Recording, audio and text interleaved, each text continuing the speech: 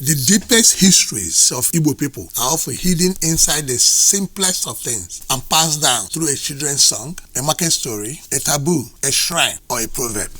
Today, Professor Jazzy Eze uses a childhood song to open our eyes to the battle for the soul of ancient Igbo land between the dynasty and the kingdom of Chukwu. Listen to him. You might know the seed called Achi. Achi.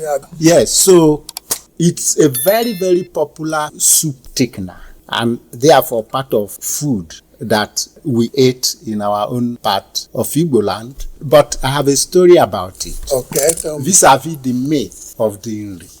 Nri had the king that probably worked more than any other in expanding the Nri influence. He was called Nnamoke. Nnamoke. Yes. So as kids, we go to pick the seed. If we went, then when it looks to us as if not enough is coming, then we will sing to influence the thing to start happening again. Okay. So we'll be singing Achi Bao Overeo, Achi Bao Overeo. Nnamoke Nnamunga Ngajera Kurachio Ye no dune na Achi Ekegba Achi Oyegba Achi Avogba Achi Nkpogba Achi Gbao Overe. Now there's something you connect to the myth. Okay. Remember the king is held to be the one that gave the Igbo the 4-day week calendar, which have been recited in this song. Yes. Okay. Now remember, he is the one that is said to make getting of food possible. So you invoke him, yes, in order to make the Achi to start exploding. But nobody questioned it. You can see that even in unserious thing as the play of children, it entered the law. In Igbo life, play is one of the strongest weapons of cultural transmission. A children's song can carry food history, calendar knowledge, spiritual imagination, and the name of an ancient authority. What looks small may be preserving something very old. But it went on until something must come to an end. Yeah. Until it made challenge with the arrow. So the arrow became the challenger. Yes. Okay. And it's also the struggle for supremacy. The Nri is able to do what they did with regard to control of the other Igbo groups, because it appealed or it claimed control of what happens. They are the intermediary of the earth force. Of the earth force? Yes. Yes. So when certain taboos were committed, what you needed is to be able to appease the land and therefore cleanse the violation of the taboo. Now, when the arrow emerged, they came with contrary claim of that the ultimate power did not reside on the earth force. It resided in the sky. And so that they had Chukwu Abiama. There are all sorts of ways. The other way is also Ibinu Bad. Yes, whichever way. And of course, a man called Odo, he wrote the ethnography of the Ibibio. He said the interesting thing about this is that the location of this shrine was actually an Ibibio place. Yes, until the Ibibio were chased out. The Ibibio called it Ibritam. Okay. Yes. So, but the arrow eventually took over the place, and it's a very good site for the sort of Ghibli-pokri they wanted to. Yeah, but make no mistake. Yeah. I adore their ingenuity in doing it. If you could sustain this thing for centuries and nobody discovered the truth, This is an arrow man, Mbono Jike. Yes. But he described it in the term I have just said to you, and it was amusing. Even as an arrow man, he said they managed to sustain this thing, but people didn't know it was a mere hocus pocus. So, now you can understand that in Igbo land, spiritual authority was not only about worship. It could become power, influence, fear, diplomacy, and control. The question is no longer only what people believed, but who used belief to organize society. what happened was that it was the day of slave trade. Yeah.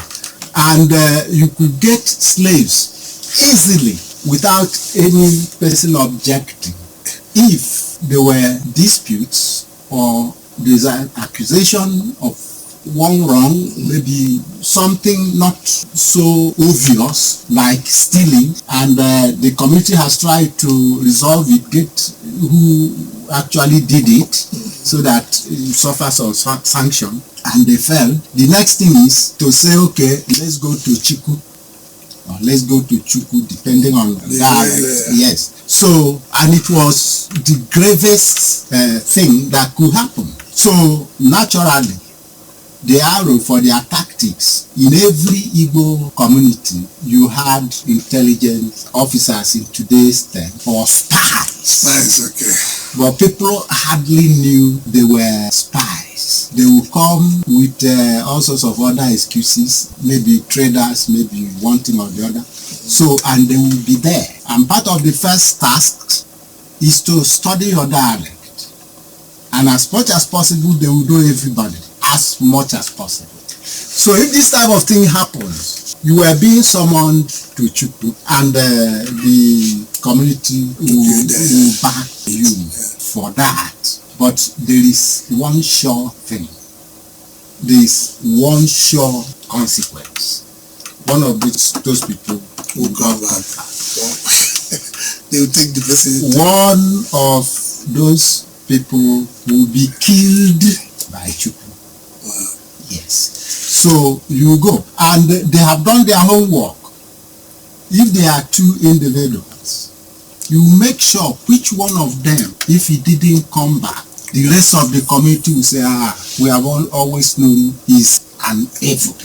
Even if on that occasion he's not the person that acted. So what they are looking for is what will be convincing to the rest of the community. So the people will go. Then before the shrine, they will have to make their defense. Yeah. The other one whom Chukwu will not want to take will state his case, and of course will go back.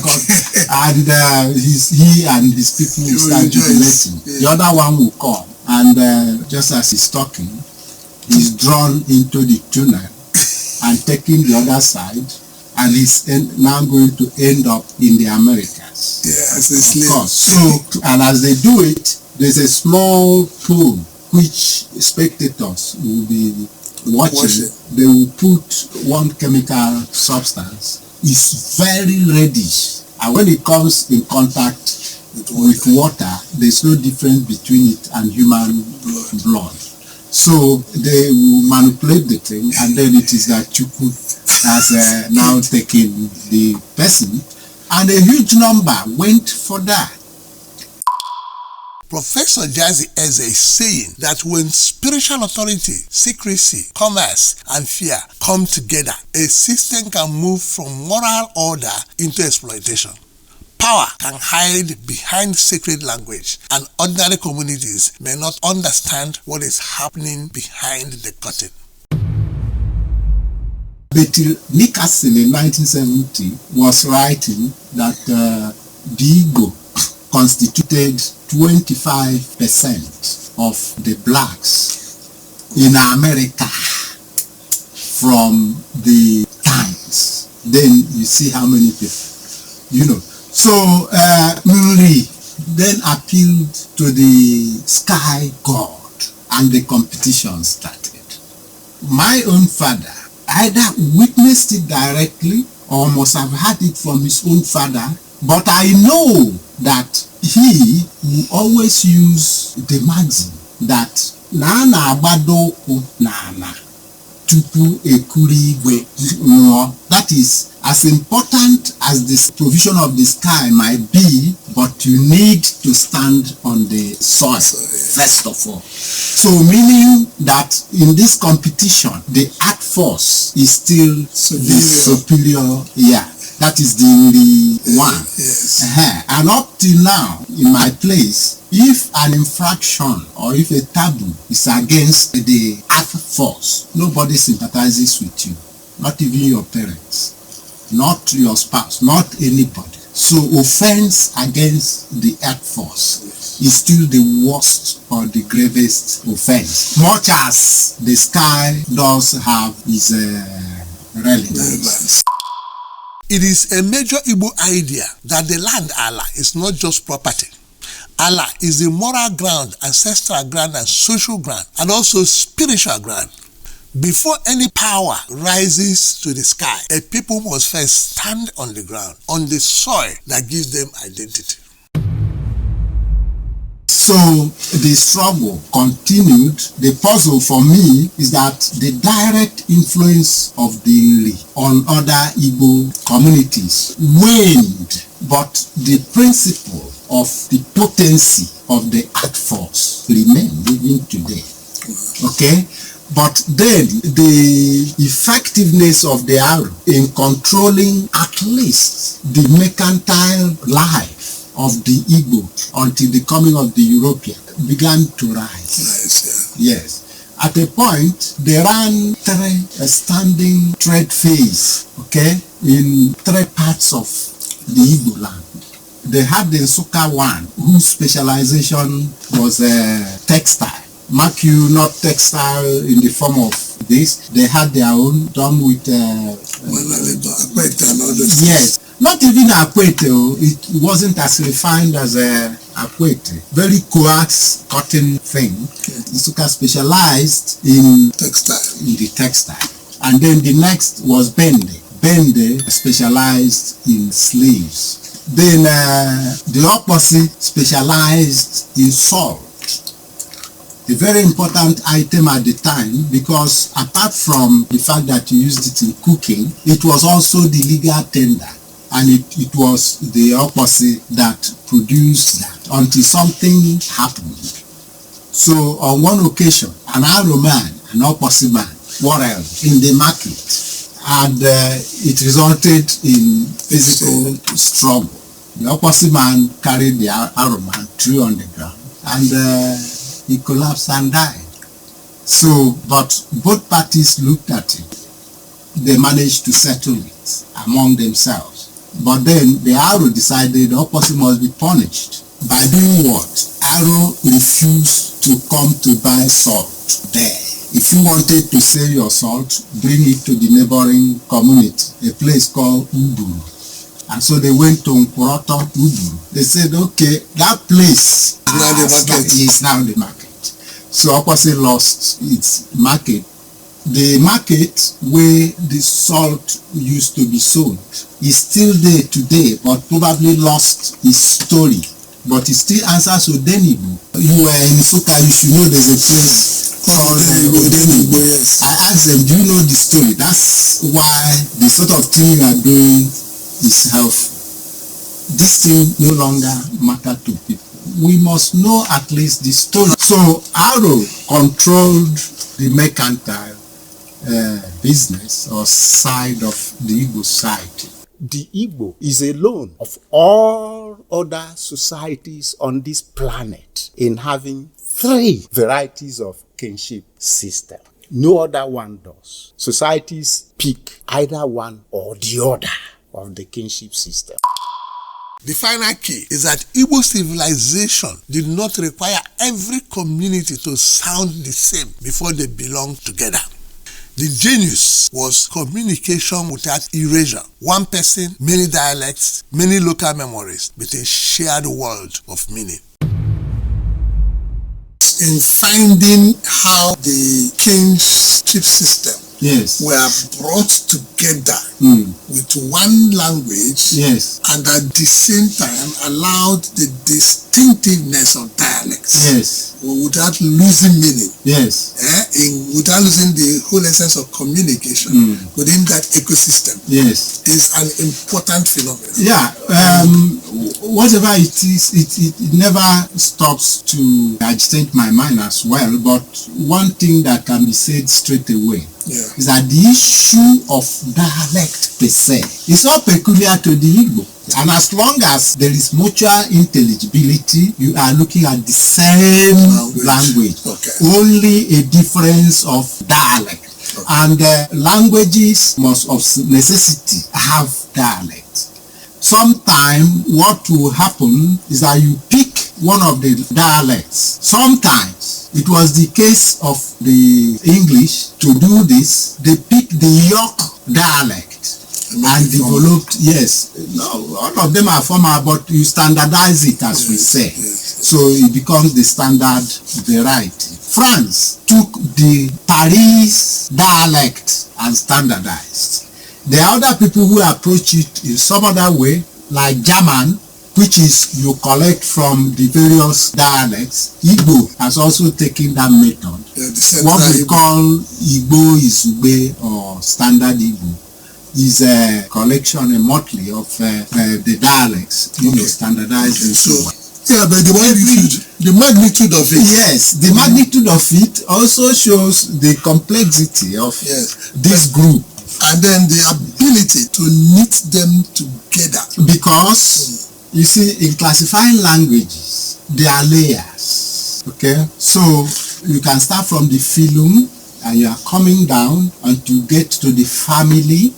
If there are families of languages, there will be no mutual intelligibility. Mutual intelligibility will be lost. That is, if you speak and I don't understand you. Yes. It is something like this. A trained language scientist will still be able to see some connectivity. Yes. But below family, you will get language. They are the same language. And how do you find out they are the same language? Because there will be mutual intelligibility. You can understand the other person, even though the dialect is speaking, the variety he is speaking is not exactly like your own. For instance, if we bring an examen, for instance, now, your dialect will be different from his. It will be picking some things he will understand. If you can use it to instruct him to do something, he will understand. See, if he speaks as if you remove pretension, you will still understand. If he gives you instruction, you will know what it is. So when the situation is such, then you know you are looking at the same language, which is what makes the effort of some of our cousins in rivers, in Delta, why it lasted. I can see they are marching backwards now to rejoin the mainstream. But why it lasted, the pretension they are not Igbo will simply be laughable. Because if you speak Ikwere to me, I need not study it. I will understand it. If I speak opposite to him and he removes the pretension, he will understand it. The same if, of course, better still, if Ogwashu or maybe Ibuzo person were to speak, I will understand it. If I speak, he will understand it. So if situation is like that, we talk about mutual intelligibility. Professor Jazzy Eze has shown that even a childhood song about Achi can lead us into deeper questions of law, land, power, worship, trade, language, and identity. The challenge before Ndigbo is simple but urgent. We must listen deeply enough to recover the meaning inside what we inherited. Igbo civilization is not preserved only in books. It lives in food, songs, markets, shrines, taboos, dialects, proverbs, and the memories of elders. Now, tell us in the comment section what struck you the most. The Achi song, the 4-day calendar, Earth Force, arrow power, shrine manipulation, or the unity of Igbo dialects. Share this video with every Igbo person who wants to understand the deeper meaning of our civilization. Follow Ndigbo Viva for more conversations on Igbo history, memory, language, and identity. Subscribe now.